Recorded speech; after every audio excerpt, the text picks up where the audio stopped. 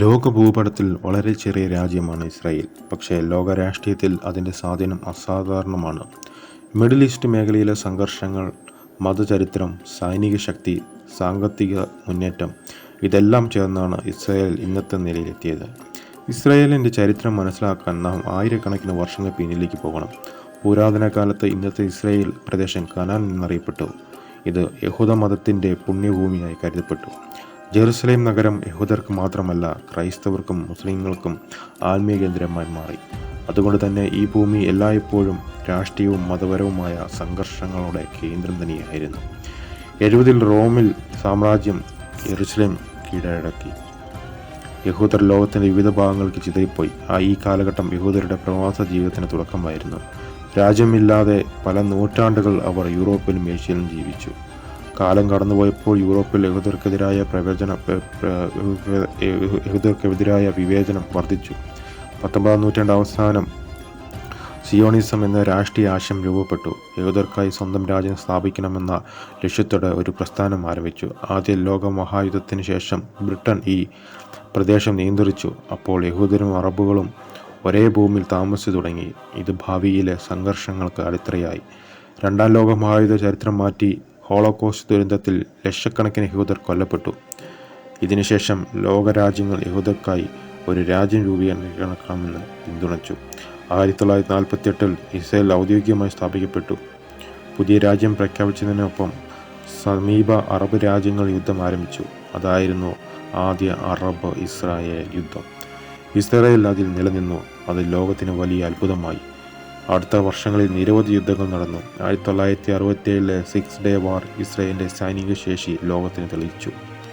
വളരെ കുറച്ച് സമയത്തിനുള്ളിൽ വലിയ പ്രദേശങ്ങൾ അവർ നിയന്ത്രണത്തിലാക്കി. ഇതോടെ ഇസ്രായേൽ മിഡിൽ ഈസ്റ്റിലെ പ്രധാന സൈനിക ശക്തിയായി മാറി.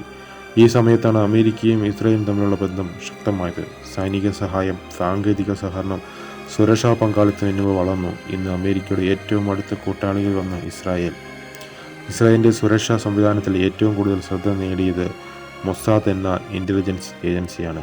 രഹസ്യ ദൗത്യങ്ങൾ, അന്താരാഷ്ട്ര ഓപ്പറേഷനുകൾ, വിവരശേഖരണം ഇതിലൂടെ അവർ പ്രശസ്തമായി. സൈനിക ശക്തിക്കൊപ്പം സാങ്കേതിക രംഗത്തും ഇസ്രായേൽ അതിവേഗം മുന്നേറി. ചെറിയ രാജ്യമാണെങ്കിലും സ്റ്റാർട്ടപ്പ് നവീകരണങ്ങളിൽ ലോകത്തിലെ മുൻനിര രാജ്യമായി മാറി.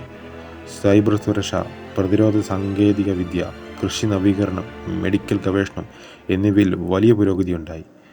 അയൺ ഡോം എന്ന പ്രതിരോധ സംവിധാനം ലോകത്തിൻ്റെ ശ്രദ്ധ പിടിച്ചു. റോക്കറ്റ് ആക്രമണങ്ങളെ വായുവിൽ തന്നെ തടയുന്ന സംവിധാനം എന്ന നിലയിൽ അത് പ്രശസ്തമായി. ഇതിൻ്റെ മറുവശത്ത് തുടർച്ചയായി നിലനിൽക്കുന്ന പ്രശ്നമാണ് പാലസ്തീൻ സംഘർഷം. 1948 മുതൽ അതിർത്തി, സ്വാതന്ത്ര്യം എന്നീ വിഷയങ്ങളിൽ സംഘർഷം തുടരുന്നു. ഗാസയും വെസ്റ്റ് ബാങ്ക് പ്രദേശങ്ങളും അന്താരാഷ്ട്ര ചർച്ചകളുടെ കേന്ദ്രമായി മാറി. ഇസ്രായേൽ പാലസ്തീൻ പ്രശ്നം മിഡിൽ ഈസ്റ്റിലെ രാഷ്ട്രീയത്തെ ഇന്നും സ്വാധീനിക്കുന്നു. ഇത് മതപരമായും രാഷ്ട്രീയമായും വികാരപരമായും സങ്കീർണമായ വിഷയമാണ്. കാലം മുന്നോട്ട് പോയപ്പോൾ മിഡിൽ ഈസ്റ്റിലെ ശക്തി സമവാക്യങ്ങൾ മാറി. ചില അറബ് രാജ്യങ്ങൾ ഇസ്രായേലുമായി നയതന്ത്ര ബന്ധങ്ങൾ ആരംഭിച്ചു. എബ്രഹാം അക്കോർഡ്സ് എന്ന ഒരു കരാർ പുതിയ രാഷ്ട്രീയ സാഹചര്യങ്ങൾ സൃഷ്ടിച്ചു. അതേസമയം ഇറാനുമായുള്ള സംഘർഷം ശക്തമായി തുടരുന്നു. പ്രത്യേകിച്ച് സുരക്ഷ, ആണവ പരിപാടികൾ, മേഖലാതല സ്വാധീനം എന്നിവ കാരണം ഇരു രാജ്യങ്ങളും തമ്മിൽ സമ്മർദ്ദം നിലനിൽക്കുന്നു.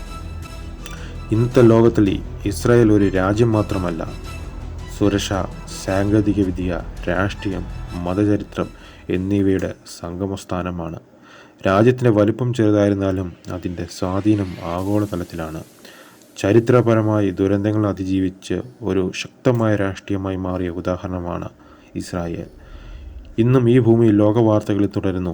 ശാന്തിയും സംഘർഷവും ഒരുമിച്ച് നിലനിൽക്കുന്ന അപൂർവ പ്രദേശമായി ഇത് മാറിയിരിക്കുന്നു. മിഡിൽ ഈസ്റ്റിൻ്റെ ഭാവി എന്തായിരിക്കും എന്നത് ഇന്നും നിർണ്ണയിക്കപ്പെട്ടിട്ടില്ല. പക്ഷേ ഇസ്രായേൽ ചരിത്രം മനുഷ്യ സമൂഹത്തിൻ്റെ സ്ഥിരതയും മാറ്റവും ഒരേ സമയം കാണിക്കുന്ന കഥയാണ്. ഈ ചരിത്രം ഇപ്പോഴും തുടരുകയാണ്.